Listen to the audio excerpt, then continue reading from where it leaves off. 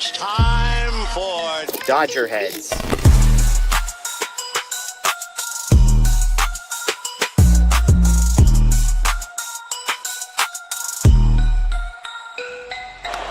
high fly ball into right field.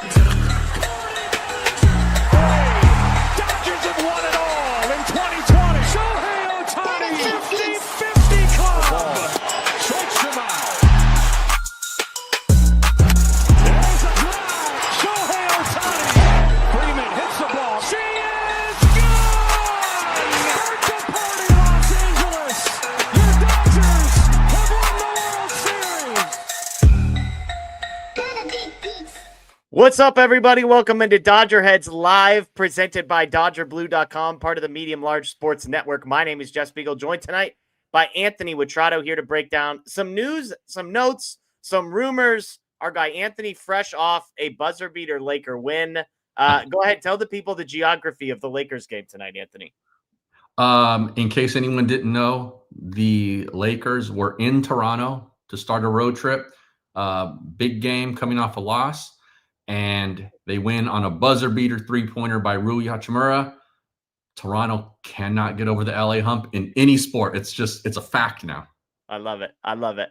LA beats Toronto, never going to get old. Poor people of Toronto. I was talking with some friends today, and it's like, still can't believe it happened for the Dodgers, and definitely can't imagine if I were a Blue Jays fan how I would ever recover from what they had to go through. So we appreciate everybody. But they got Dylan Cease. That's true. And Cody Ponce. Don't forget about KBO legend Cody Ponce. Maybe Kyle Tucker with some of the rumors going on. And I'll chime in on this Ponce thing. So I get on Twitter yesterday. Was it yesterday that it happened, or the day before?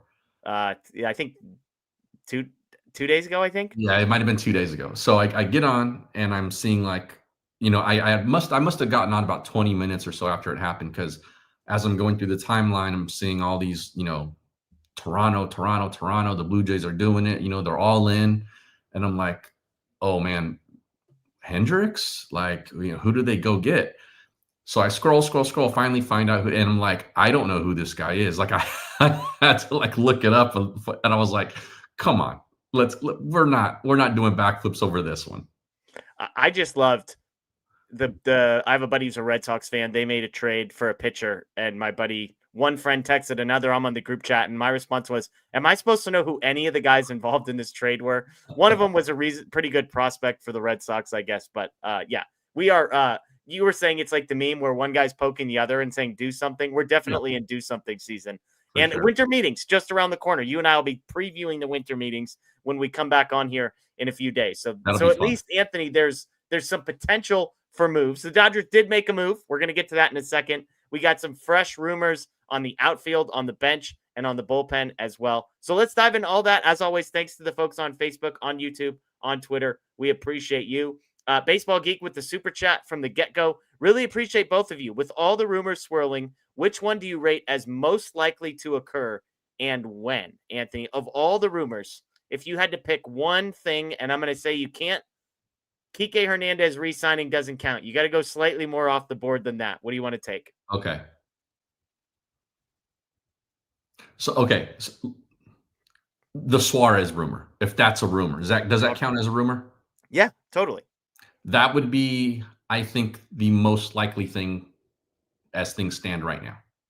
I agree with you. I was hoping you weren't going to say that, so I can take that. We're going to talk bullpen rumors in a second. I think Robert Suarez signing in the next 5 days. 5 days. At the winter meetings, probably then? Yeah, winter meetings. I think at some point early on, maybe midway through the winter meetings. I'll say by the end of the winter meetings, I think Robert Suarez is a Dodger, if I had to pick a rumor. So there you go. I like that. And I have an outfielder that I'm going to talk about later. That when I read it, there's something in my gut that says this makes sense. So stay tuned. Jedi Engineer, Blue Jays fans will still be able to laugh at Yankees fans. At least the Blue Jays didn't have the house fall in until the 9th and 11th innings and not the 5th. I don't know. I think I'd sleep better if I was a Yankees fan after the 5th inning they had than being 2 outs away from the World Series in Game 7, being up 3-2, coming home for 6 and 7. I think Yankees fans are sleeping a lot better than Blue Jays fans. Yeah. Right. There's a lot of coping going on with the Dylan Cease, the Ponce stuff. Their hot stove, they're going to hang the banner for the hot stove, I think, this year. Yeah. Hey, them and the Padres, baby, hang the banner. So there you go. All right, let's get into. Oh, here we go. Carlos said, Jeff and Anthony, do you see Teo in a trade package? Let's dive into this one. We were going to start somewhere else, but Ken Rosenthal with the rumor, Anthony, of Teoscar Hernandez as a potential trade target. I'm going to read the whole Ken Rosenthal sentence. I think it's 2 sentences, and then we'll break this one down into 3 parts because I think this is what helpful. Here's what Rosenthal said, quote, Hernandez's name is coming up in trade conversations according to league sources. The Dodgers view a deal as unlikely, but the idea of it, at least, is not without logic. So let's break this into pieces, and I'll start with the first part. Teoscar Hernandez's name is coming up in trade conversations. Your reaction to just that sentence right there, Anthony? That tells me, look, I think it's pretty obvious by the passage that you just read that this is not coming from the Dodgers sources. This is coming from agents or other teams or whatever. What that first part tells me is that teams are asking the Dodgers about Teo. Okay. That's what that first part tells me. Not that they're shopping him or that they're telling everyone, hey, this guy's available. This tells me when teams are talking to Friedman and Gomes, they're saying, what's the situation with Teoscar? Well, and something you said to me also. When I tell you that Teoscar's name has come up in trade conversations, is that a big deal to you? No, because when I guess we're going to get to this other part, and so I'll save that part for that. But no, because I think everybody's name comes up. Guys who are solidified in their spot. Like if you're a team talking to the Mets and you're talking to David Stearns, Francisco Lindor's name is going to come up. Maybe not Juan Soto because of the money and all, and then you figure they're not trading that guy. Yeah. But like his name's going to come up. Like it's going to happen. And so like Teo's name coming up isn't surprising so much, but it doesn't mean smoke, I don't think. Yeah. Both of us had the same reaction, which was, how many guys in the league right now could you say blank's name is coming up in trade conversations? Yeah, and that was what I was going to kind of wait for the next part of the Rosenthal thing. But yeah, the way he phrased that, there's 200 guys in the league right now that you could write that exact same sentence about and just replace Teoscar Hernandez with their name. Andy Pages' name is coming up in trade conversations right now. Emmett Sheehan's name is coming up in trade conversations right now. You know? Yeah, Tyler Glasnow. Exactly right. So the second part of this sentence is the Dodgers view a deal as unlikely. Now, this is a funny part to me because I'm like, well, no crap. The Dodgers need outfielders. Like, he's an outfielder. Right. They need one. This would be subtraction. I would add unlikely to me also because Teoscar Hernandez has produced in the stretch of the season when the Dodgers care the most, which is the postseason. It's also worth pointing out Teoscar Hernandez might feel like he's 36 or 37. He's entering his age 33 season, and he's just 1 year removed from actually being good. So the Dodgers viewing a deal as unlikely. Do you believe that a deal for Teoscar Hernandez is, quote, unlikely? I do. And this was the part I was waiting to get to. That whole first sentence that Rosenthal wrote, followed by that sentence. And that's where I'm like, throw in almost any name you can think of in Major League Baseball, and you can write that sentence about him. So I see it as unlikely. And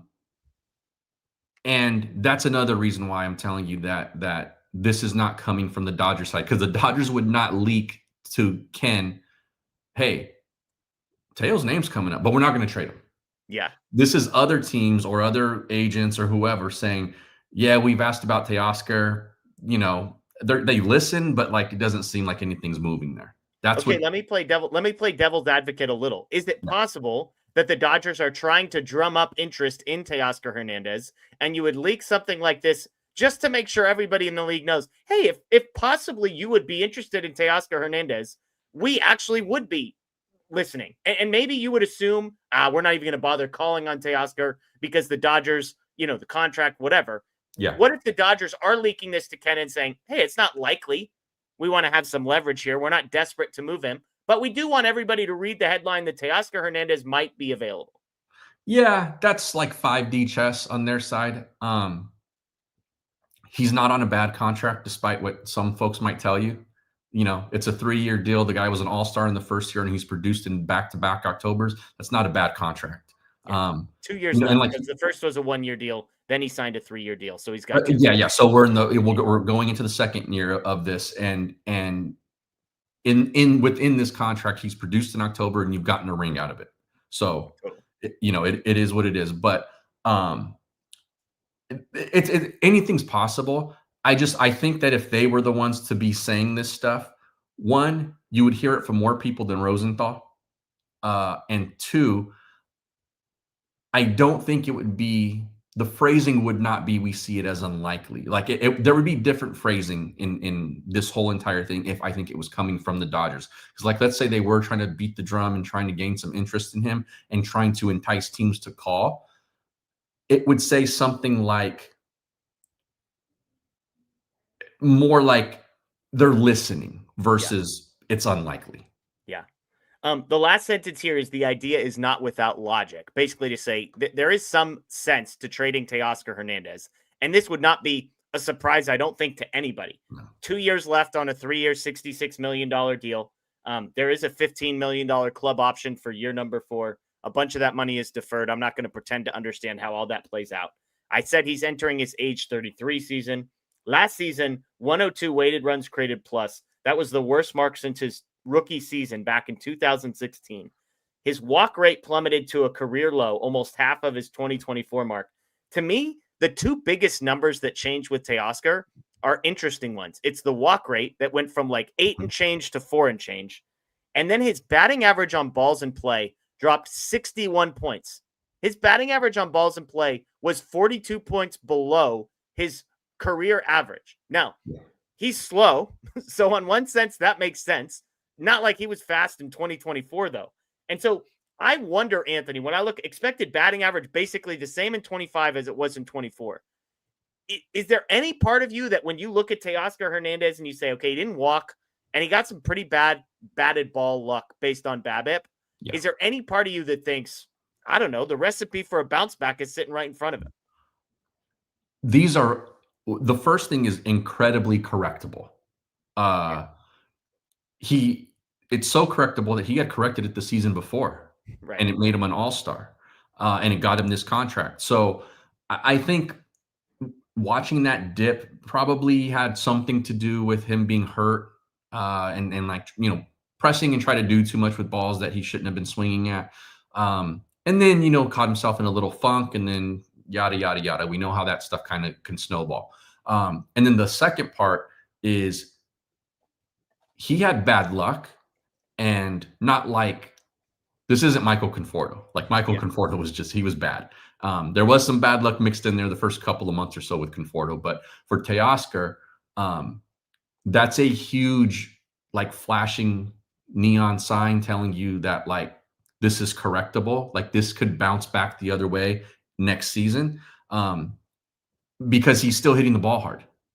And so, if he can get the chase down, then I think you see that go up, because that has a lot to do with it as well. Like, chasing pitches out of the zone, maybe you cue ball one to second base, and it's that kind of stuff affects it, right? So I think it's fixing one thing can lead to the other thing correcting itself to where it looks more normal for him.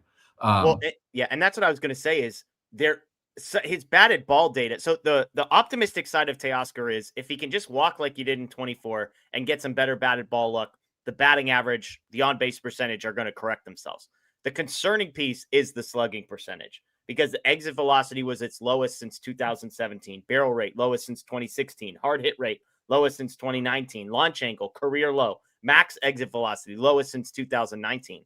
And so, to the point that you're making, is that because he's chasing pitches, swinging at bad pitches, and therefore making worse contact as he's reaching for the ball? He went from 48th percentile chase rate to 36th percentile for chase rate. So he was chasing more. So again, these are the calculuses that you have to do. It's not just looking at numbers and saying low exit velocity. It's like, all right, but if the ball's in the zone and he swings and makes contact, what's the exit velocity in those situations? Because if that's normal compared to previous years, then you start to believe if we can just get this guy to tighten up the strike zone a little bit, a lot of this might be correctable. Totally. And it's a domino effect when you start chasing. Yeah. And it leads to weaker contact. It leads to less barrels. It leads to a lower average on the balls you do put into play. It leads to it can lead to a higher strikeout rate. Not always, but it can. So yeah, and with all that, the exit velocity and the barrels and all that stuff, it's going to tank your slugging. And so I say that all to say I think this is correctable. I'm not, this isn't a guarantee. He's got work to do, but I think if he fixes that main key aspect of this, I think all of those things we just talked about that were dipping can spike again. Yeah. There's reason to believe. And so bottom line, Teoscar to me is in this perfect spot where I would not be shocked if he was traded. Like, I don't think it would be a bold prediction to say Teoscar Hernandez might not be a Dodger. I think, though, and it sounds like you and I are on the same page, the most likely outcome is he's just around in 2026. The Dodgers hope for a bounce back. They hope for a little bit of better effort in the corner outfield, and then they figure it out from there. Is that a safe bet? I think so. Because also if you trade him, you open up another hole at the positions you're trying to plug holes in. Yeah. And so unless you're going to get a big league outfielder back in return, which would be weird in a trade like that, then it doesn't make a ton of sense. So I don't necessarily agree with Rosenthal there that it's logical. I'm not completely on the opposite side of that spectrum, but I'm definitely on the other half of it to say they're trying to fill outfield holes. Trading him away gives them another outfield hole to fill when they only have one guy right now that they know they can pencil in, and that's Paez. Yeah. So I just the piece of that really resonates with me is that it's unlikely, because I just don't see how that math works for the Dodgers at this point right now in the offseason. It's logical in a vacuum of this player, this organization, without looking at anything else. Would it make sense to trade him? And the answer would be, yeah, not a good fielder, 2 years on the contract, making a bunch of money, makes more sense as a DH. They don't have a room for him as a DH, etc. Then you zoom out and say they have 2 outfielders and he's one of them, and it's a bad outfield market. So yeah. Now there's one team we're going to talk about later that has 2 outfielders that might be available. There's 2 teams actually. So, maybe Andrew Friedman's getting real wild and he's going to go out and trade for 2 and send one out. But again, not the most likely scenario. Carlos with another super chat, by the way. Anthony, can you please explain what are the winter meetings? Yeah. So after the World Series, baseball has owners meetings where all the teams' ownerships get together, very self-descriptive there. And they chat about a number of things, mainly the business side of stuff. This year, there was obviously talk about the CBA and that expiring after next season, and, how they're going to avoid, a lockout, or, I doubt there would be a strike, but, a lockout is probably more likely. All of that side of baseball. Then there's the GM meetings where they discuss basically everything. And then the winter meetings are where all teams, scouts, some owners, all the agents, like players, all get together in one city. This year it's in Orlando. And basically what happens is every front office rents out a suite for the week, and they hold all their meetings there. Might not be the last of the meetings, but if anyone wants to talk to Kyle Hendrick, they're going to do it in that suite. They're going to, and that's kind of what this is like. And that's why a lot of movement happens. Trades happen, free agent signings happen, all of that kind of stuff, because people are all in the same place in person, and they're able to knock things out. Like, you can get deals done over the phone and Zoom and all that stuff. But let's say you're a team and you're trying to close Kyle Hendricks, and, there's 2 teams in on him at the end of the day. You can say, hey, tell his agent, come up to our suite. Let's hammer this thing out. And you might be in there until 2:00 in the morning, hammering out the final details of what that contract looks like. And then you make an announcement the next morning that, hey, the whoever signed Kyle Hendricks. And so it's kind of like what everyone looks forward to, because right now things are slow. There's not a whole lot of movement on either front, the trade market or the free agent market. And so people go, the winter meetings, that's when it'll get going. And traditionally it has, like, that you're going to see some blockbuster kind of stuff happen this next week. Yeah. Sorry. I'm with you. And it is in Orlando. You are right. I love Kyle Hendricks. Big Kyle Hendricks guy, huh? It's the only name I could think of right now. Yeah, exactly. December 7th and 8th in Orlando. Everything you just said. Ditto. Retweet. All of it. The Dodgers did make a move. And it's a guy, his name is Miguel Rojas. You may have heard of him. He may have hit the biggest home run in Dodgers history. He may have been the single largest factor to the Dodgers winning Game 6 and Game 7 of the World Series in Toronto with the way that he played. 1 year, $5.5 million deal. He has already announced that this will be his last season. It's already being reported that he will stick around the Dodgers organization in some capacity afterwards. This one always made a ton of sense. I think both you and I were on the record saying Rojas more likely than Kike Hernandez as far as guys to return back to the Dodgers. $5.5 million, who cares? The number was basically completely irrelevant for me. So what did you make of this move, Anthony? Expected and made me very happy. It made my brother and my dad very happy because they were the first ones to be texting about it in our group chat. I really like the 1 year deal for what he's become for this organization. I really like that they're doing this for him, and I think he still matters in that clubhouse, right? Like, he still matters as a player and as a functioning or a functioning player on the field versus just a figurehead in the clubhouse. And so this will be nice, and I think one of the interesting things I heard while he was kind of doing his press tour after the World Series was that the relationship between him and Mookie Betts is a lot tighter than I think I understood it to be. And so when he said he wanted to come back, one of the big reasons for him was that he wanted to be there for Mookie in Mookie's second full season as a shortstop, and that he can be there for him. And in turn, when things were going bad for Rojas, he acknowledged that Mookie was one of the guys who kind of lifted him up and said, "Hey, we're going to need you at some point. Yep. Get it together," basically. And then he got it together in Game 6 with the big play and hit the home run and made the defensive play in Game 7. So very happy for this deal. I will say, from like a pragmatic standpoint, I'm glad it's just a 1 year deal. Yep. But happy to have him for that one season. Yeah, I mean, he's still a high-end fielder all over the infield. He could play second, he could play short, he could play third, he could play first. When you look at the offensive profile, he's kind of the type of guy that the Dodgers have wanted to keep around. Doesn't whiff, doesn't strike out. Like, the batted ball data isn't great, but he doesn't swing and miss, and he doesn't strike out all that much. He was exactly league average offensively last year, 100 weighted runs created plus. Look, I think it's realistic to project a drop-off. I don't say this as a recovering Miguel Rojas hater, because I am a recovering Miguel Rojas hater. I thought this guy was like, what are we doing keeping him around? Same.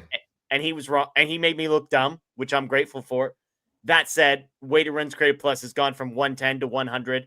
I would not be shocked if it was sitting at 90, and I won't be mad if it's sitting at 90, because his role isn't to be an offensive powerhouse. It's to be a guy who's a clubhouse, positive force in the clubhouse. It's to play defense wherever they ask him to play defense in the infield and play it at a high level, which he will do both of those things.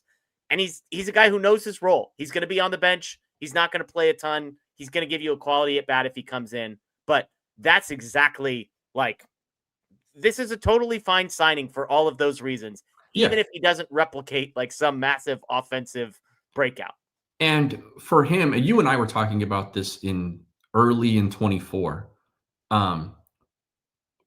where for what his role is supposed to be, any offense you get out of him is like a bonus. 100%. You just ask him to go out there with the glove and play solid defense at all three positions, maybe four, and you're good with it. And he's a clubhouse guy, right? So these last two seasons, him showing up with the bat has just been like, wow. And in all honesty, I think that's what's gotten him this 1 year deal, because they might have told him if it wasn't, hey, right off into the sunset on that homer, buddy. Well, But I I was think laughing last year with like 3 months left when he's like, yeah, next year is going to be my last year. And I'm just like, I mean, are we sure? Are we right. sure? Like, but kudos to him. He spoke it into existence. He hit his way there. He fielded his way there. And then, of course, he's clutch. That's the other piece. It's a guy that the moment is not too big for him.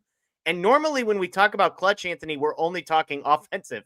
This guy is clutch defensively, made two of the most incredible plays defensively, the pick at second base on the double play in game 6. And then, of course, the wobbly throw home in game number 7. So happy he is back around. And we're going to talk bench in a little bit. But the first domino to fall is Miguel Rojas here for the Dodgers. I do see these super chats. Godzilla, you were warned that you should save your money rather than throw this super chat. We appreciate the support. I am sorry that you were double dog dared, but we're going to try and be kid friendly here. So apologies, Godzilla. Nice Gagne jersey in the picture of the profile there. Carlos said thoughts of Tucker. Speaking of, I guess, inappropriate thoughts of Tucker visiting BJ's facility here in Florida. I saw our guy Scott saying Jeff would give 2 legs for a Pizookie from BJ's. Went to BJ's last week. Fantastic. The Pizookie on its own, we don't need to rehash it. The Pizookie, one of the greatest American inventions of all time. Thoughts on Kyle Tucker, who I think that's who you were thinking of when you kept saying Kyle Hendricks. Is that right? I was like, damn, Kyle Hendricks. Like, I mean, I suppose, is he even in the league? Is he a free agent? But you meant Kyle Tucker the whole time. What are your thoughts on Tucker visiting the Blue Jays? They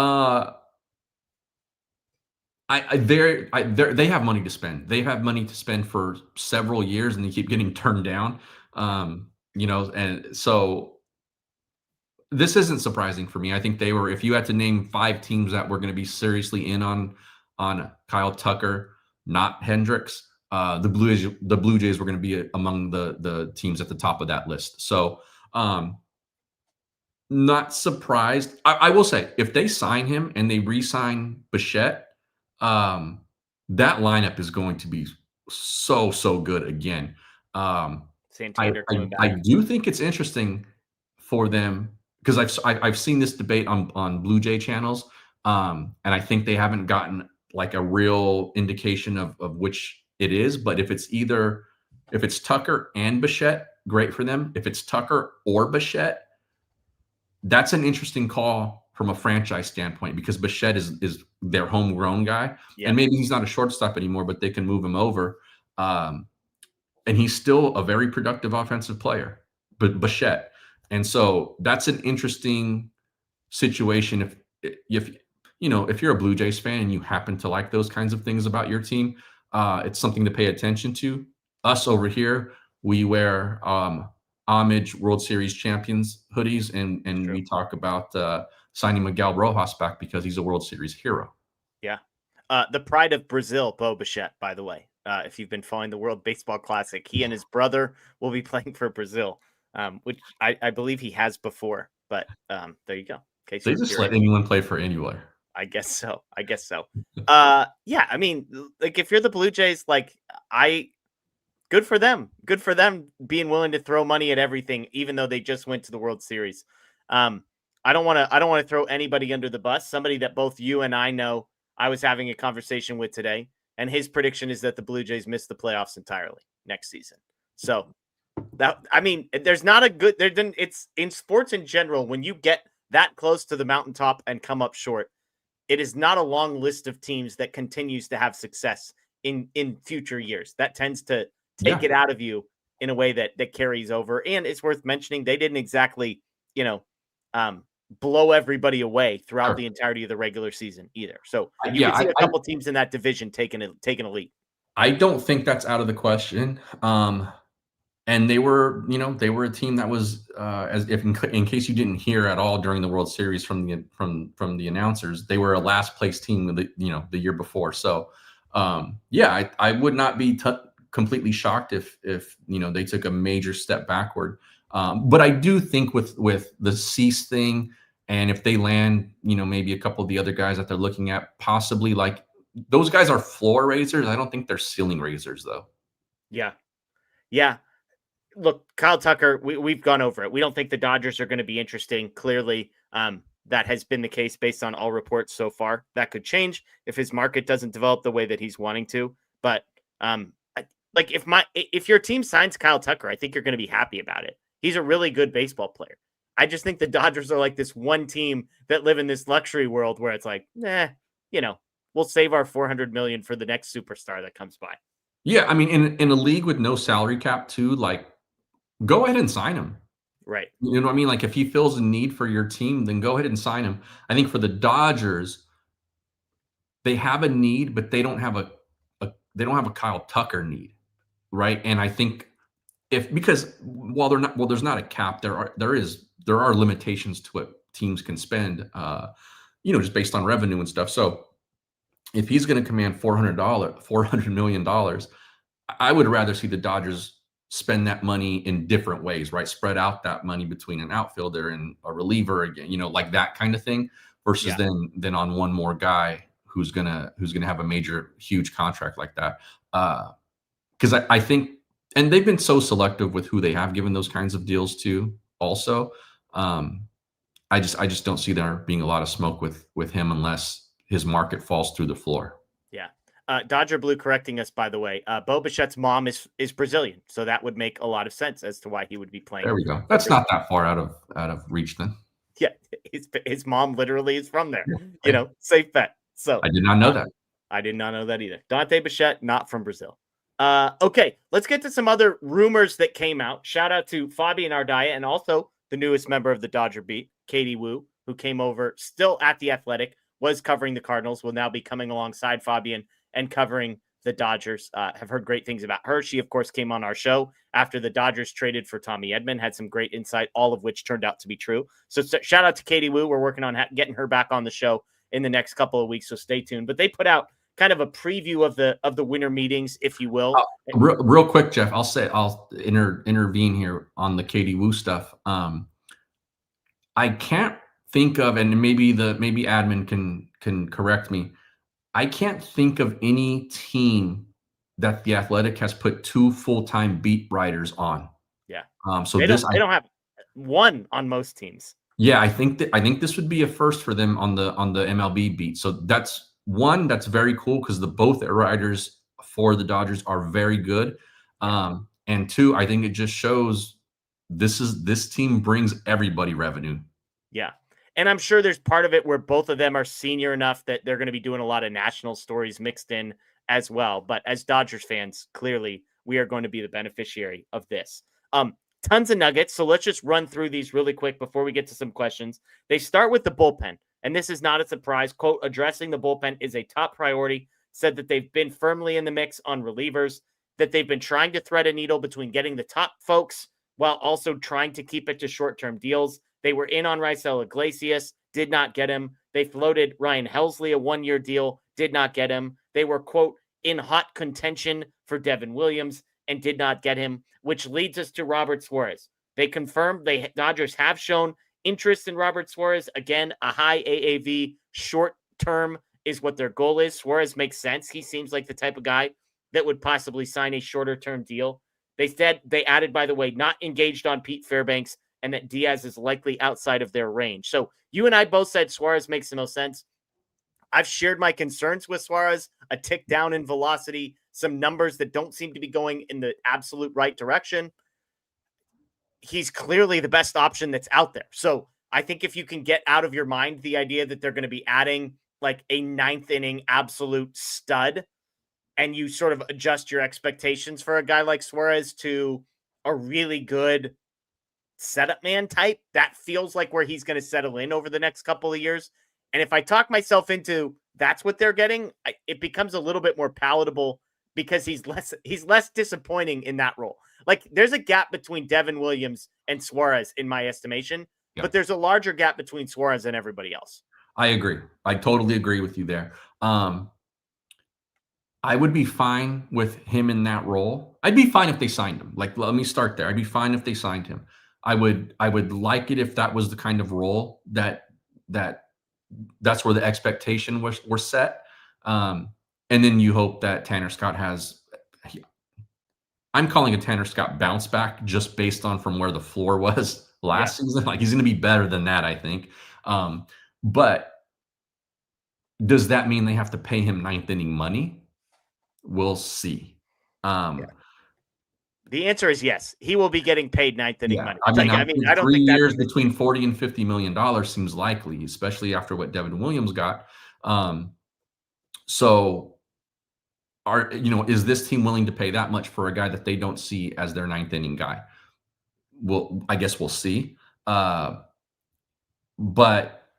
I share all the same concerns that you do. I also have a concern of the Padres have played in some big moments while he's been there, and he has had his own struggles. Suarez had in those moments. He's also had some times where he's produced and he's locked it down for them. The Dodgers play in a lot of those big moments. Yeah. What is Suarez? Is he the guy who coughs it up, or is he the guy who can shut it down? And I don't know that there's a real consensus on that answer right now. Well, and I always like to say, keep in mind that we're watching Robert Suarez against the Dodgers, which is the best lineup in baseball. So yes, he might be coughing it up in a big moment against the Dodgers, but when it's Shohei Ohtani who takes you deep, that's a different story than allowing Dalton Varsho to get the best of you in the ninth inning or something like that. So it is worth pointing out Suarez has been good in the postseason as well. I think he's got a sub-3 ERA in his career in 12 postseason. Yeah, 14 and 2/3 postseason innings, 2.45 ERA for Suarez. So 3 for 48 was the trade rumors projection. The Dodgers apparently are trying to go a 2-year deal, it sounds like, with Suarez and not go to the third. Is it 2 for 40 or something like that? Is that the number where it ends up being around? But if they're this serious about going and getting a reliever, I cannot emphasize enough. He is the only guy in the top 3 tiers of relief pitchers. The drop to Fairbanks and Kenley Jansen and whoever else is on that list is substantial. And so if they decide to go for Suarez, I could understand it. Let me ask you this, Jeff. Let's say they spent that money on a left fielder. Like Harrison Bader, or I'm trying to figure out what this looks like. Maybe it would not be Bader. I don't know. Maybe it's Donovan and they sign him to an extension. I don't know. Okay. What are your thoughts on that route, spending the money elsewhere in the bullpen, and then to improve the lineup? Let's say it improves the lineup, and then they just try to fix the bullpen internally. I'll start by joking and sort of half joking and half not joking. We're starting from the false premise that the Dodgers have to choose between spending in one place or spending in the other. Actual. So if I was forced to choose, however, between adding a left fielder or adding an outfielder or adding a relief pitcher, and I had limited resources in this world, then absolutely outfield would be the priority. The hard part is that outfielder, as you kind of alluded to, isn't out there. If you were said, right, hey, do you want Harrison Bader or Suarez? And I'm not a Suarez guy, but I think I'd take Suarez. It's probably Suarez, yeah. Yeah. So I think that's what's tricky, right? If it's hey, do you want Suarez or Donovan? I'll take Donovan. Or some of these other guys we're going to get to. Yes. Right. Allocate the resources there. But the reality is we're Dodgers fans. Just do both.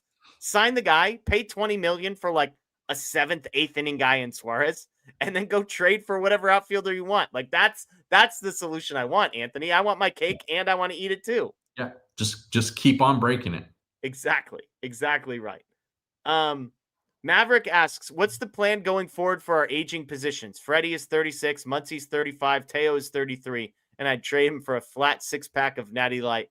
Okay. I think you could get that if you were the Dodgers and were interested. One of the other pieces that Ardaya and Wu talk about is the bench. And they mention, Anthony, a desire for the Dodgers internally to get younger there. The problem is if they go out and they get an outfielder, they only have one more bench spot left. And many of us have sort of earmarked that for Kike Hernandez. They do mention both sides are interested in a reunion. And then they say, but what does that mean for Ha-Seong Kim and Alex Freeland and those types of players? So if you were the Dodgers, how would you juggle, as the super chat says from Maverick, the desire to get younger, right? The desire to get Ha-Seong Kim and Alex Freeland at bats to develop, to potentially grow into younger players that are contributing members over the next 2, 3, 4, 5 seasons for this team, with the fact that you can't for sure bet on either of those guys being good enough to fill that role. And the window is now. Like, Freddie is old. Muncy is getting old. Teoscar is 33. Like, Mookie is getting older. So now's not really the time to say, well, let's see what we got in the 24-year-old second baseman either. Yeah. I think there is some youth here. Kim, Rushing, Freeland. Pages. Yeah. I mean, Pages my and other Freeland. question is Those like, four. And then on the pitching, obviously. yeah. If you want to get younger in the bench area, who are those guys? Yeah. It's got to be Freeland and Kim.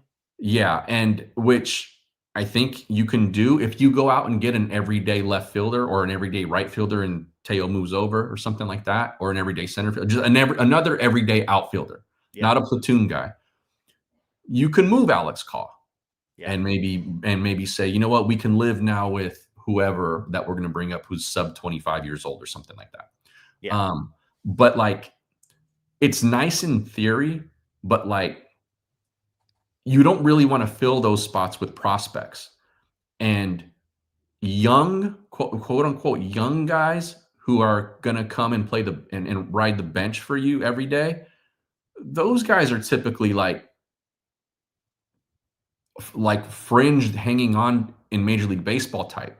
Yeah. If they're young and they're bench players like that.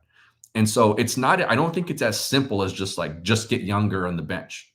Right. You know, it's there's a lot more to it than that, and logistics play a big role in how those things are built. And in terms of like, well, let me ask you this real quick on that note, because I think the Dodgers have an interesting choice right now when they look at Kike Hernandez. That is a spot that they can give to a younger player, whether it's Freeland or Ha-Seong Kim or kind of split time between the two of them. Like, those are opportunities, at bats, days in the field, days in the clubhouse that can be given to a younger player. And I think that's where it's interesting, because Kike is not providing you a ton in the regular season when it comes to offensive production, although he does give you great defensive versatility and he's really good at a bunch of those positions, plus the clubhouse piece, plus the postseason. Like, that's where I think this is interesting. Rojas, to me, no brainer. You needed him back. But Kike, you can at least, if the Dodgers came out and said, hey, we really like Kike, we would have loved to have him back. But because we have Alex Call, because we went and traded for insert left fielder here, like, we just felt like we needed that last spot we wanted to set aside for some younger guys to get opportunities. You could sell me that bill of goods, I think. I think the big question there, the main question there is, are you okay with those guys not getting regular at bats then? Yeah. Because essentially what you're doing is someone's always going to get hurt, but just assuming health, those guys aren't going to play a lot. And they're both young. And this is why this goes back to my earlier explanation of like why it's so difficult logistically to get young on your bench, is because if you're filling those things with prospects, then that means those guys aren't playing a lot and their development could get stunted. A guy like Freeland, if you go, we do think this guy's a part of our infield within the next few years. Well, if you're strictly using him as a bench guy, Mookie plays just about every day. Max plays just about every day. Dalton Rushing, this is happening to him in real time. It's happening to him right now. Exactly. And so are you willing to have another prospect or two sitting there just kind of not doing a whole lot and not really developing in game? And so that's where it gets difficult. And if the Dodgers, and also, again, let's say you do see one of those guys being a part of your infield going forward as an everyday player, well, now you've got his clock moving. Right. His major league service time clock is moving and he's not playing. And I guess my point is, I don't know, like, and I see Scott in the chat saying, hey, Edmund's hurt, Kike's hurt, and there's obviously the other guys. Somebody's going to miss time here and there, and these guys are going to get windows of opportunity. Totally. Yeah. What's interesting about Kike is, like, I just keep going back to, like, is he good enough to take that last spot? Knowing some of the consequences roster crunch wise that will come with it, is he a good enough player? Like, we love Kike, and I would say yes because of what he provides you in the postseason, to be clear. But he's just right on the cusp. If it wasn't Kike, who we had experience with, we wouldn't even be having this conversation. And I think we are. If you're saying this guy's a bench guy, I think it's unwise to expect a ton of offensive production from those guys. Yeah. If you're saying this guy is a platoon guy, that's different. Yeah. Because that guy's going to play 3 to 5 days a week. And if you're a bench guy, you're going to play when someone needs a blow, or you're going to come in as a defensive replacement or a pinch runner or a pinch hitter in the 8th inning or something like that. And so I think those two things are different. So while Kike is not an everyday starter, sure, I think he plays enough when he's healthy that his role is a little, it shifts a little bit. And he's not just a bench role guy. Like when the infield was healthy, Miguel Rojas did not play a lot. Yeah. And so that's a bench guy. When Kike is healthy, he plays. Not every day, but he plays. Well, yeah, I mean, he played in the playoffs, but Conforto was basically an everyday guy. Pages was an everyday guy, and Teo was an everyday guy. But Kike was hurt also for a lot of that time, too. That's true. Yeah. Some super chats here. Cole says, any chance ownership is reeling in spending? You have the chance to win 3 in a row. They aren't currently acting like they are going for it. I just don't think, Cole, I think it's a fair question if you're looking at what they have done. I think the market is dictating their spending rather than their spending is dictating the market, if that makes sense. I think they're looking at the guys that are available and saying, these aren't the types of players we are willing to spend on. Kyle Tucker's not our guy. We don't want to go 4 or 5 years on a reliever. I think that's it. I think if the right player was available, they would pay for that player in a heartbeat. There's no Shohei, there's no Yamamoto, there's no Blake Snell in their eyes that's out there and worth going to get like that. They don't see Kyle Hendricks. Guy, you love Kyle Hendricks. Retired 2 weeks ago, by the way. Kyle Hendricks played for the Angels, I believe, last season. Retired 2 weeks ago, Anthony. They don't see Kyle Tucker in that way. Apparently, or Kyle Hendricks, or they probably don't see or Kyle him, or else they would have signed him. He wouldn't be retired. Yeah. They don't see Edwin Diaz as that kind of guy that they want to go do that. We don't think. Like, who knows? Or Edwin Encarnacion, in case you were wondering. Or him. Yeah. So I think that a soft free agent market right now is dictating this more than them like saying, you know what, we're done spending. Yeah. To that point, though, and to yours earlier about like, let's have it all. I do think if they had that mentality, they become an Edwin Diaz suitor. But I don't see it happening. I think I'm with you in that boat. But there's no salary. If there was no qualifying offer attached to Edwin Diaz, they would for sure be swimming in those waters. Yeah, I agree.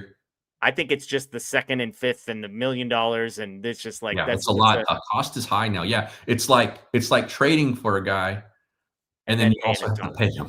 Yep. Hey, do you want to pay this player at the top of the market after trading for him? Yeah. Simply Rosie says, do we keep Rushing as a backup or trade him? When they got rid of Ben Rortvedt, they made their decision with Dalton Rushing. So Dalton Rushing's going to be around. He's going to be the backup. Whether he gets some opportunities in the outfield remains to be seen. But I think Dalton Rushing's going to be here to stay.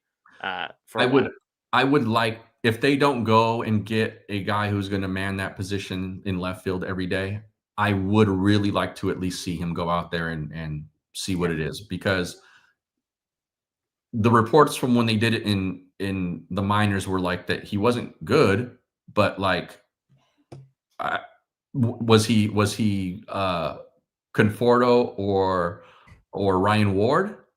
I don't know about that either. Like, the bar's pretty low in Dodger left field. Yeah. And Bruce and I talked about this. There were definitely conflicting reports as where we landed. There were some people that were like, hey, it wasn't a disaster. And then Bruce was saying some of the stuff he was reading was like, it might have been a total disaster out there. But they shut it down last year. They made a big point of that in spring training. Hey, this guy's just going to be catching, which made sense. We want him to develop as a catcher. We want him to get used to the pitchers, etc. This spring, they're going to have a little bit more flexibility. So we'll see what happens. Yeah. Godzilla back in the super chat game. Bottom line, Ohtani loves Teo. He's not going anywhere. Ohtani loves Miggy. He's signed. Ohtani has a lot of say. on who plays for the Dodgers. Do you buy this, that Ohtani's kind of pulling some strings behind the scenes, Anthony? I don't know that he's pulling strings, but I do think his influence matters. Yeah, I agree with that. I think Mookie's does as well. Yeah, I agree.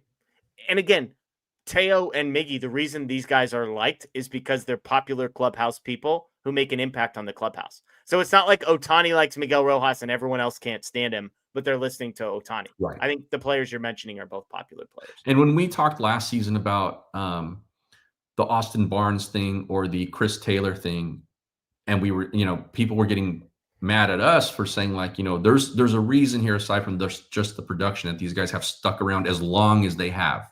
Yeah.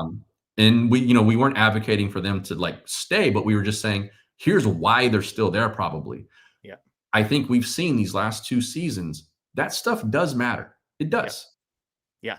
Rojas, I think, is a perfect example. And again, he has hit better than expected on top of it. But I think Rojas is a great example of a guy in that mold. One other name or position let's talk about is outfield, because they again, Lou and Ardaya mentioned this is likely to be dealt with on the trade market. Fabian came on our show a few weeks ago and said exactly that. He said, quote, "The team has been connected to Cody Bellinger, whose versatility certainly makes him a fit, though the history between the two sides is hard to ignore." If I had told you there's a sentence about Cody Bellinger that says the history between the two sides is hard to ignore, would you have imagined that to be a positive or a negative sentence, Anthony? Yeah, I see it as a negative. Totally, which is interesting because I think you could make a case. There's lots of people that think of the Cody Bellinger history and they think, oh my gosh, 2020 Game 7 home run, like MVP, all that. However, he kind of relates it to how it ended, the 2 awful years. Remember, the Dodgers non-tendered Cody Bellinger, which is a pretty big slap in the face. Former MVP. It does say that Bellinger is open to a return to Los Angeles, according to a source. Bellinger is open. Again, it says the team has been connected to Cody Bellinger. Now, I'm a former writer, and I used to have to write around things.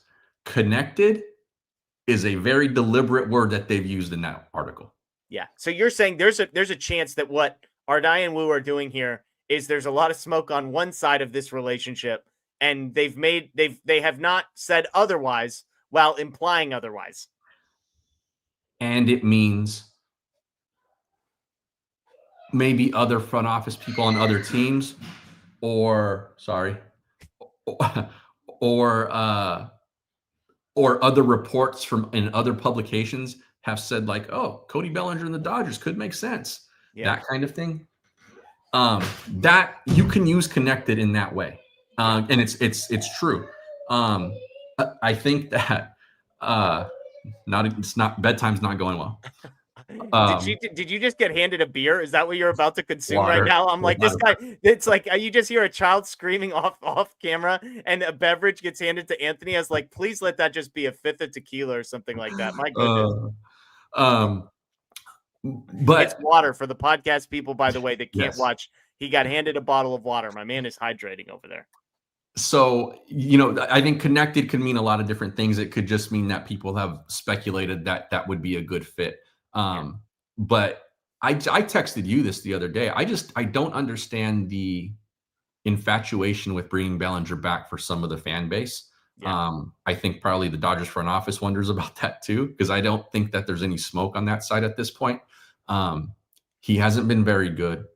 The way that ended was very rocky. And I think the reason why he's open to it is because I don't know that there's a lot of interest out there for him at the price that he thinks he's going to get. Well, I see myself in a Suarez position where if I get to a place where, because he mentions Harrison Bader, past trade target, he talks Quan, there's lots of hurdles there. Brendan Donovan, Dodgers had interest at the deadline. The asking price is really high on him. Yeah. He mentions Lars Nootbaar. He mentions Duran and Abreu have drawn interest from clubs. Byron Buxton mentioned, but no links. So, like, if you're telling me, if let's say we could fast forward to the future, Anthony, and someone says, hey, Buxton's off the table. You're not getting either of the Red Sox guys. The cost on Donovan is through the roof. Quan's not happening. So you're back to looking at, like, the Bellinger, Harrison Bader world. Sure. all of a sudden I get a little bit more interested in Cody Bellinger compared to Harrison Bader. Like if we're swimming in those waters, then all of a sudden, well, we need somebody out there, and I suppose he's better than some of the other options. I think though that we assume that he's going to cost Bader money in that situation, and Boris is his agent. I think they're looking for 5 years. And which I would not do, to be clear. I would pay Bellinger more than I would pay Bader. So yeah, 5 for 140 is the trade rumors projection. Bellinger comes in like underneath these numbers every single time. So I don't think he's ever gone to free agency and gotten the money that everybody thought he was going to get. Totally. Now, if he falls into the Bader, because I've had Bader as a backup for me, because I think he's a floor raiser and a defensive. Just, you know what? If we can't find anyone, just go get someone who can run it down. Right. I don't care. And so I'm okay with that. And I think, he's going to cost you, you're going to spend 2 for 26 is I was just going to say a 2+1 or something like that. He's going to be pretty cheap. And so you get a really good defensive player at the very least on the cheap. For Bellinger, if he starts to swim in those, okay, what's a 2-year deal look like for him? Now I'm interested, because I still what if it's 3 for 80? I think I'm or Bader's 2 for 28. I would take Bader. Okay. Yeah, because I don't know that the Bellinger bat ever recovers. It's definitely. I would bet on Bellinger. I think we would both bet on Bellinger's bat over Bader's bat. Oh, for sure, sure. But it's not like you're not getting all-star level offensive production, I don't think, from Bellinger in either of our minds. Right. It's not $28 million worth of that a year, a season. And so if that's the case, then like if those are the last 2 outfield options on earth, I would just take Bader on the short, cheap deal and say, go play really great defense for me for a while. And if you can be league average offensively, like, that's fantastic. Because I think Bellinger outside of Yankee Stadium could potentially struggle to be league average offensively. Yeah. I've been on that horse. Like, you hit a bunch of left-handed home runs in Yankee Stadium and you struggle outside of it, which he did. That scares me. The name on here that I kind of brushed over, that there's something about it, and there's no sourcing here other than he's been mentioned a few times, that it's like, you chew on something, it gets stuck in your teeth. Lars Nootbaar's name keeps getting stuck in my teeth, Anthony. Okay. And I think here's why. He's a left-handed outfielder. Brendan Donovan, it seems like the price just keeps going up. Everybody loves this guy. Maybe he gets a little bit too expensive. The note on him is he's coming off double heel surgery. I don't even know what that means. Like, first guy ever, maybe? Are both of his heels broken? Did he have 2 surgeries on one heel? I have questions. But unlikely to be available for opening day. Shouldn't miss more than a few weeks. They go on to add the Cardinals are beginning a rebuild, etc., etc. Do you remember last time the Dodgers and Cardinals traded? There was a guy that was included in that trade that wasn't totally healthy at the time because one of the 2 teams didn't care about whether the guy was available for the regular season and the other team needed to move him. That'll be Tommy Edman, who came over injured. I just think, like, I could see the Dodgers saying, we're not at all worried about Lars Nootbaar missing a month of the regular season. It doesn't matter. Left-handed outfielder. The stats are good. Like, I don't know. You could just talk me into Donovan gets too expensive. The Red Sox guys, they're not interested in. Buxton doesn't get traded. And again, you're in this market and you say, let's go get Lars Nootbaar. He checks a lot of boxes. He's not perfect. He's not as utility guy as Brendan Donovan is, but he's coming off a down season-ish. I don't know. I just keep coming back to that name and saying, yeah, that name's interesting to me. Yeah. I would be willing to have that conversation. Because I'm with you. I do think Donovan could get expensive. Yeah. And I think the Cardinals look out the market and they know what they have, and they know that a lot of people are interested in that commodity. So you could be paying for like a really good all-star caliber player for like maybe not quite an all-star caliber player. Yeah. And it's just depending on who's willing to pay that price. So yeah, I mean, I would be willing to listen to that.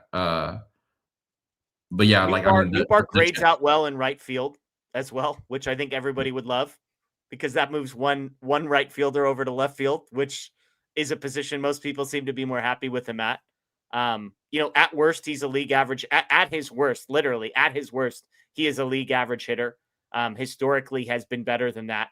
96 weighted run created plus this past year was 123, 118, 114 the years before that. Left-handed, just turned 28 years old for 2 years of team control remaining. So again, he just checks some boxes for me is all I'm going to say. Sure. And this is the joke that I made is if you can get off of Teoscar Hernandez's money in a way that's significant, either in the prospects that are coming back or you can just get out from under that contract. Like the Cardinals are trying to rebuild this whole thing. Like, do you just call up the Cardinals and say, hey, we've done this bad boy before. Nootbaar, Donovan, let's just get the whole outfield shipped over to Los Angeles. Let's throw 2 left-handed bats in there. We got both our corners figured out with Cardinals. We like the profiles. I mean, crazier things have happened. Yeah. And if they were inclined, they could get off of Teo's contract. Like there are teams who would be like, we'll take that guy as a DH for sure. Yeah, for sure. So again, Kwon, lots of hurdles, I would say is the summary. Bader was mentioned as a past trade target. Donovan, price is high, but Dodgers interested. Duran and Abreu have drawn interest from clubs. No specific mention of the Dodgers. And then Byron Buxton, same thing. Mentioned, but no links in there as well. So lots of names connected here. Lots of moving pieces, I think. If I had to give you, I'll ask you one more question. Okay. If I gave you every name that we have mentioned so far today. So Suarez, Kike, well, let's take Kike off. Suarez and all the outfielders. Bellinger, Bader, Kwon, Donovan, Nootbaar, Duran, Abreu, Buxton. I say the Dodgers are going to make a move. And I'll give you all those names, or you can take the field. Someone we're not talking about at all. And one of those things is going to happen. Which do you think is more likely? The guys that you mentioned. Okay. Part of me, like the Dodgers feel like there's a playing the field coming. It's like, it's like the Alex Call thing. Everybody's Googling who's Alex Call? Yeah. Exactly. I think it's going to be better than that. But I just wonder if there's a sneaky move that nobody knows about that's lurking for the Dodgers. I think the market is so shallow that it's really hard to come up with a name that has not already been put out. And I mean trade. I mean, like Right. they go out and trade for somebody that we don't even know is available. Yeah. I think with just the marketing being so shallow that it's hard to go through each team's roster and go, oh, that guy. Hadn't thought of that guy yet. Like everyone's done that and said like, well, what about this dude? Yeah. Like everyone's name that makes sense has sort of been out there. I think it's why a guy like Donovan's out there too. Because where was he at the trade deadline last year? And so I think it's hard to pull that rabbit out of your hat at this point. I take the all the names that you've been mentioned. I take that pile. Now, if you have to give me like if you say Anthony, it's your call. Who are they going to go get? Give me that Byron Buxton, baby. Byron Buxton. You and me are on the same page on that one. Jedi Engineer says, what about a goofy Bobby Miller and Ben Kasparius for a Kobe Mayo or Heston Kjerstad trade? It would have to be a lot more. I never judge like prospect trades because these are so impossible to judge. But I could just tell you from the get-go that nobody wants Bobby Miller. And I think Ben Kasparius' stock is probably at the lowest it's been. Like Ben Kasparius is not on the level of an Emmett Sheehan type prospect. And I think to go get a Mayo or a Kjerstad, it costs a lot more than that. But again, if the Orioles, like those are the types of things where it's like, if somehow there was smoke that like, hey, we got a bunch of outfielders and we're trying to cash one of these guys in for somebody else, like sign me up, like it's because we talked about the Orioles had a bunch, like is Colton Cowser available? Like there's a bunch of guys that they've been bringing up. And if they're trying to swap that in for pitching, which I think Jedi Engineer is onto something there, you could talk me into it. So, all right, let's get to some questions. We got a few more minutes left. All caps questions. We'll get to as many as we can in the next 5 to 10 minutes or so. Again, as always, thanks to the folks on Facebook, YouTube, and Twitter. We appreciate you. Those listening after the fact, Apple, Spotify, and Google, thank you as well. We appreciate you. Some questions. David wants to know, Anthony, do you think Jeff has a case that America should change traditions from having turkey on Thanksgiving to prime rib? I've I been didn't say listening. everybody should do this, but I did say prime rib is way better than turkey. I've been listening to the shows ever since Thanksgiving, and the food stuff has been great. And I will say I am with Bruce on. I would put that chili on everything. It sounds fantastic, and I'm a big spice guy. Turkey is for me like it's good, it's fine, it's not great. But like to your argument about like if it was so good you would eat it all the time. Yeah. How often do you have smoked turkey, Yeah, Anthony? there's a whole lot of nuance in that statement, but or lacking in that statement. But I will say like I have turkey on a fairly regular basis when I make sandwiches or when I order sandwiches. Like turkey is one of my go-to cold cuts. But like prepping it for Thanksgiving, like that takes time, man. Like The I smoker, do. you just throw that bad boy in there and the machine does everything on its own. Spoken like a cat who doesn't do it. I was talking to a buddy who smokes meat yesterday, and he jokes that when his in-laws are getting annoying, he acts like he needs to go deal with the smoker, when in reality, his phone's taking care of everything for him. Well, look, if I could just type into my phone, go cook a turkey, like, hey. We got to get you a higher tech Traeger over there. Yeah. One that does all the prep work the night before for me, too. That'd be nice. There you go. There you go. But I'm not a big prime rib guy.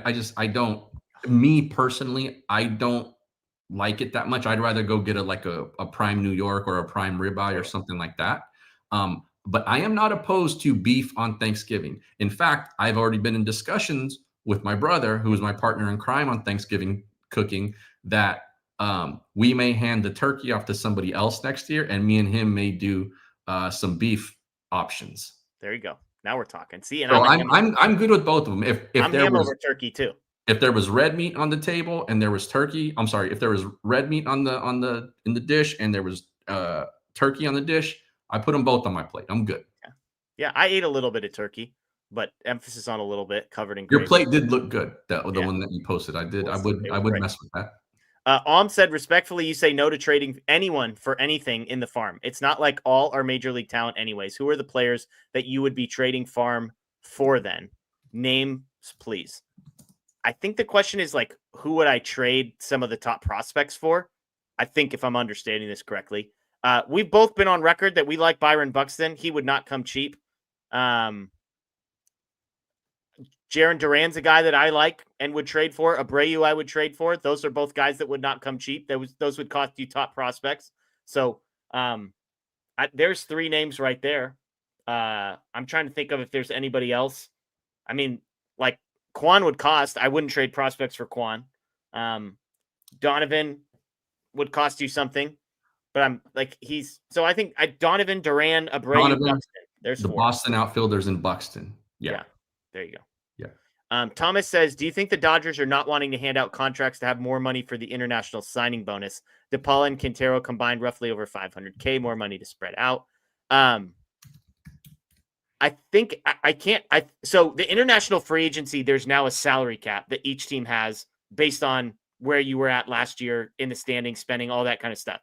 So if you're asking, are they saving money to spend more on the international market? You can't do that. Everybody's capped. If you're asking, like, are the Dodgers going to divvy up that money across like 20 prospects instead of bigger ones? I could see that. I mean, there's some guys like Jesus Galiz. I remember when they signed him, he was like one of the top international free agents and has not panned out at all. And then a lot of times it's like the guys that are, you're paying $20K for pop. So, yeah, depending on what your question is there, I tried to answer kind of both versions of those. Noisy Ninja, could the reason for keeping Rushing around be in preparation for Freddie's contract to end and then maybe moving Will to first and Rushing starting at catcher, or the other way around?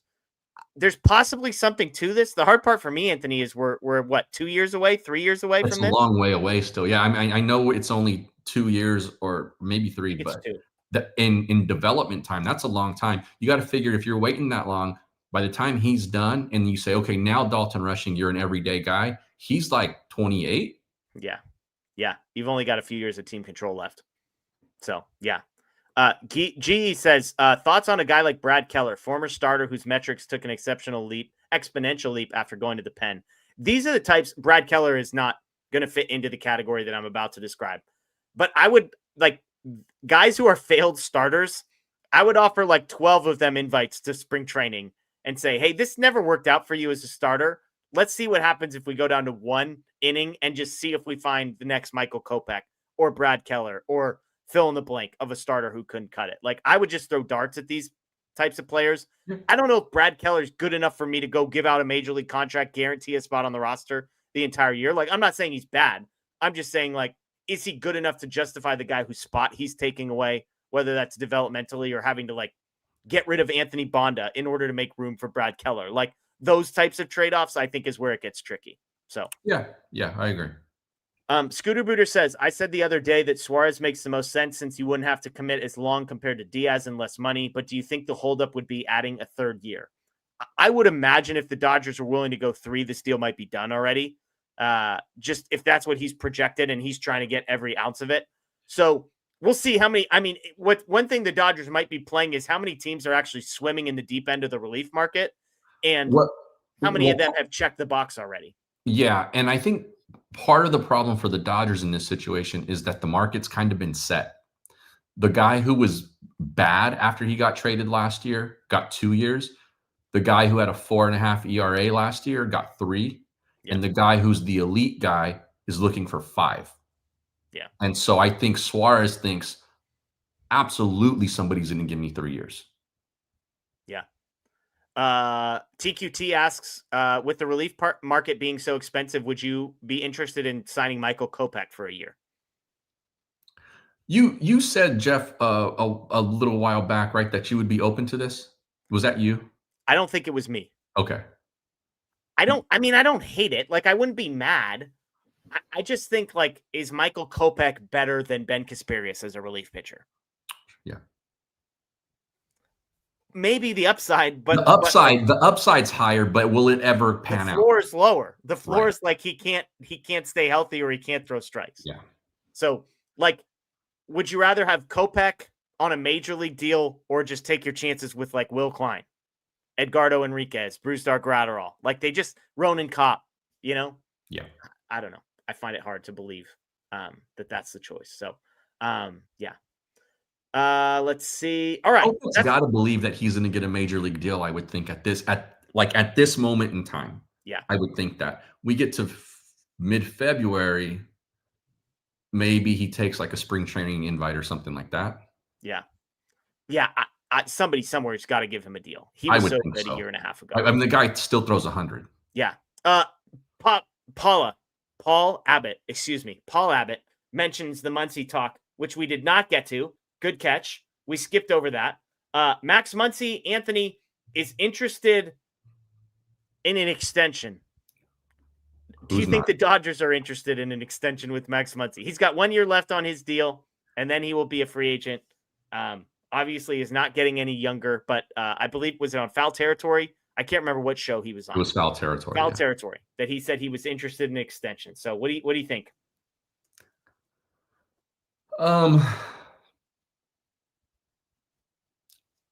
If he stays healthy this next season and he produces like a normal Max Muncy year, I could see them going another 2 seasons with him. What is he, 34? I think he's older than that.